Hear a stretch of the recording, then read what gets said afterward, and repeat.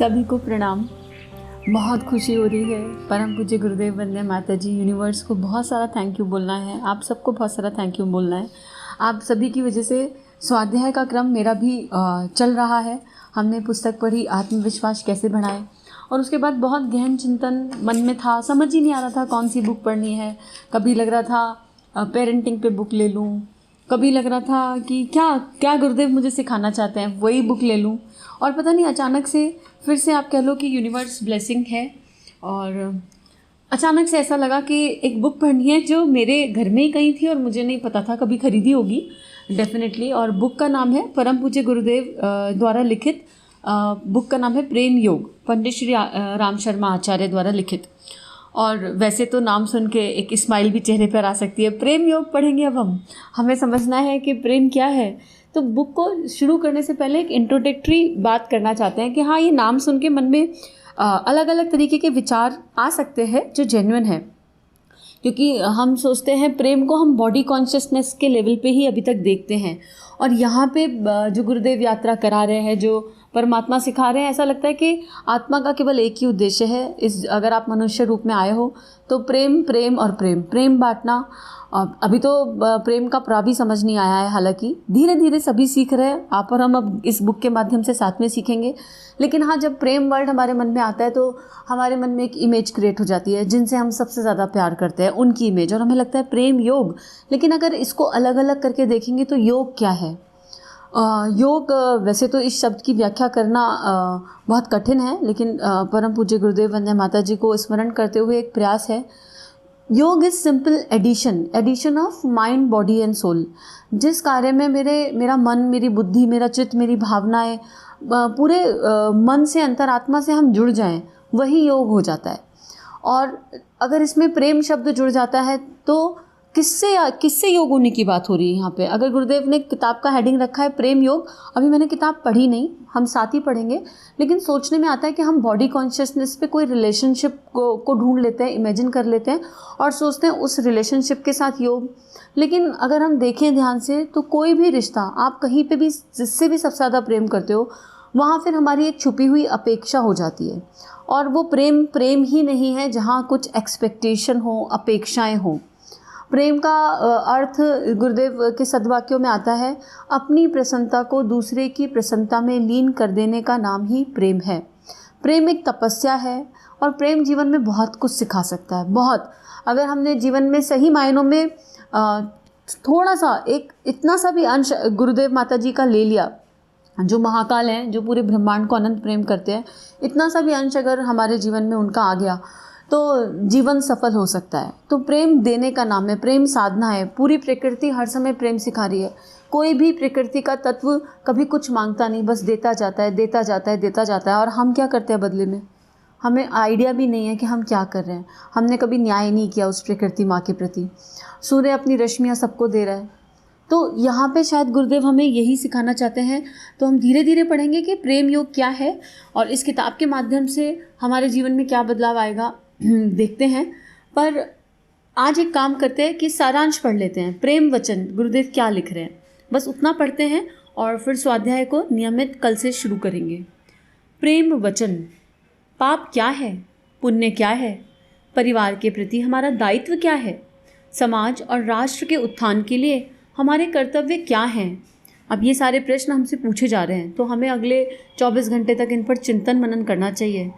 जो डेफिनेशन मैंने पाप की बना दी वही पाप है। अब कोई एक चीज़ मेरी नज़रों में पाप है पर सामने वाले की नज़र में पाप नहीं है, लेकिन मेरी दृष्टि में वो पाप है तो वो पाप हो जाए, ऐसा नहीं है। कोई चीज़ मेरी नज़र में पुण्य है। अब जैसे क्या होता है, जब हम साधना की यात्रा पे होते हैं तो ऐसा मन में भाव आ जाता है, जो देखा गया है कि क्योंकि हम साधना करते हैं तो हम पुण्य आत्मा, और अगर हमारे घर परिवार या आसपास में कोई साधना नहीं करता तो वो पुण्य आत्मा नहीं है। ये बैरामीटर किसने बनाया? ये हम ही ने बनाया ना। लेकिन ऐसा है तो नहीं। हमने तो उनकी पूर्व जन्म की यात्रा अपने आसपास वालों की नहीं देखी, हमें नहीं पता वो क्या पुण्य करके आए क्या नहीं। तो इस तरह हमने अपनी अपनी छोटी छोटी डेफिनेशंस तैयार कर रखी हैं। तो अपनी अपनी डेफिनेशंस पे चिंतन मनन करने की ज़रूरत है। समाज और राष्ट्र के उत्थान के लिए हमारा कर्तव्य क्या है? ऐसे ही ना जाने कितने प्रश्न जो मानव मन को उद्वेलित करते हैं। सृष्टि के प्रारंभ से ही मनुष्य इन प्रश्नों से जूझ रहा है, पर आज तक कोई सर्वमान्य हल खोज पाना उसके लिए संभव नहीं हो सका। एक ही कार्य किसी परिस्थिति में पाप होता है तो दूसरे में पुण्य। हमारा आचरण कभी अपराध बन जाता है तो वही आचरण अन्य परिस्थितियों में समाज सेवा के रूप में प्रशंसा पाता है। और बिल्कुल कितने सुंदर गुरुदेव लिख रहे हैं। अब एक जज जब सज़ा सुनाता है और किसी को फांसी होती है तो वो पुण्य है, उसने कंट्रीब्यूट किया एज अ जज। लेकिन जब साधारण इंसान कोई ऐसा कृत्य करता है तो वो पाप है। तो ये श्रेणियाँ हमारे मनुष्य की बनाई हुई हैं, लेकिन एक ऐसा साइंस है जो यूनिवर्स में चल रहा है और जो आत्म स्तर का साइंस है। और आत्म स्तर पे ही हमारे इंटेंशन क्या है वो मैटर करते हैं, हम कोई भी काम क्यों कर रहे हैं वो मैटर करता है। तो हम छोटी छोटी डेफिनेशंस के दायरे से बाहर निकलें और हम किसी को जज ना करें। प्रेम का पहला चरण यही है कि धारणाओं से बाहर आ जाएं और किसी को भी जज ना करें। ज़रा सा कुछ किसी को करते हुए देख लिया और अपने आप को भी हम जज कर लेते हैं। अगर मान लीजिए हमारे अंदर कोई कुसंस्कार है तो उसी के बिहाफ पे उसी पे इतना चिंतन मनन होगा कि खुद को जज कर लेते हैं। तो हमें ये जजमेंट मोड से बाहर आना है, धारणाओं के मोड से बाहर आना है। अल्टीमेटली तो हर जगह परमात्मा की लीला चल रही है, वही समझना है। आगे गुरुदेव लिख रहे हैं, हम में से अधिकांश व्यक्ति पाप पुण्य के इस झमेले में अकारण ही उलझे रहते हैं और अपराध भाव से ग्रसित होकर कुंठा का जीवन बिताते हैं। परम पिता परमेश्वर ने जो उन्हें मानव जीवन प्रदान किया उसका बहुमूल्य भाग वे अचिंत्य चिंतन में व्यतीत कर देते हैं। कुछ रचनात्मक करके अपना परिवार का समाज एवं राष्ट्र का भला करने की ओर उनका ध्यान ही नहीं जाता।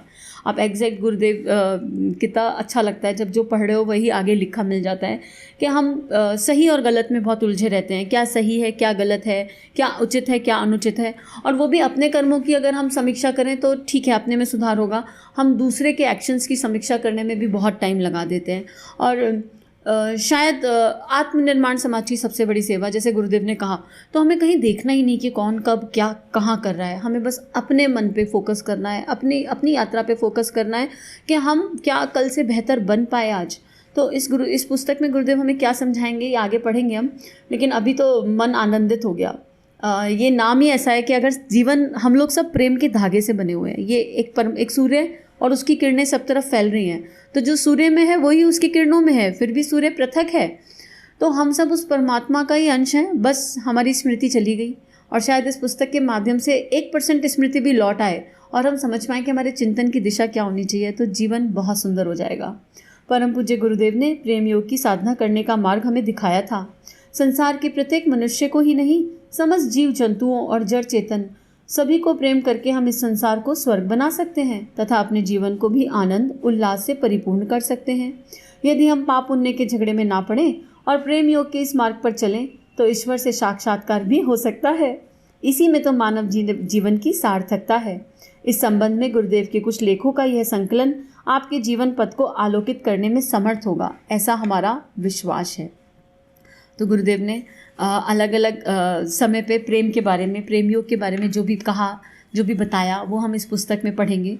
और जब इस पुस्तक को पढ़ें, सुने, इसका चिंतन मनन करें तो हर समय भाव कीजिए कि हम उस दिव्य परमात्मा की प्रेम की ऊर्जा से, प्रेम के धागे से बने हुए हैं और हम यही प्रेम अपने भीतर, अपने आत्म स्तर से विकीर्ण कर रहे हैं। सब तरफ ये प्रेम हमारे भीतर से फैल रहा है और इस प्रेम पे इतना ज़्यादा फोकस कीजिए कि इसके विपरीत सारे भाव अपने आप बहते चले जाएं। कोई भी ऐसा तत्व जो बाधक हो इस यात्रा में, वो अपने आप ही डिज़ोल्व होना शुरू हो जाए, ऐसा एक भाव रखेंगे।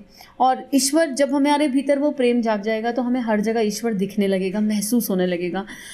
एक्सपीरियंशियल लेवल पे भी शायद कुछ क्षणों के लिए आ जाए। पता नहीं गुरुदेव कब किसको कैसे कहाँ क्या दे दें। गुरु एक तत्व है, तो किसको कब कहाँ क्या मिल जाए नहीं पता, लेकिन हाँ ये पता है कि प्रेम ही ईश्वर है, प्रेम ही परमात्मा है। और अगर हम बिना एक्सपेक्टेशन के, बिना छल कपट के और बिना छोटा बड़ा सोचे, बिना धारणाओं के, निष्कपट निष्काम भाव से प्रेम करना सीख जाएं तो जीवन बहुत खूबसूरत हो सकता है। तो आज का स्वाध्याय यही समाप्त करेंगे। आगे कल से पुस्तक को डिटेल में पढ़ेंगे और गुरुदेव और माँ से बहुत दिल से प्रार्थना कि सबके भीतर ये प्रेम तत्व जाग जाए और हम समझ सकें अपना सही स्वरूप, अपना वो सच्चिदानंद स्वरूप। सभी को नमन, सभी को प्रणाम, सभी को बहुत बहुत आभार। इस तरह की और वीडियोस देखने के लिए हमारे चैनल को सब्सक्राइब कीजिए। आप सभी का बहुत बहुत धन्यवाद।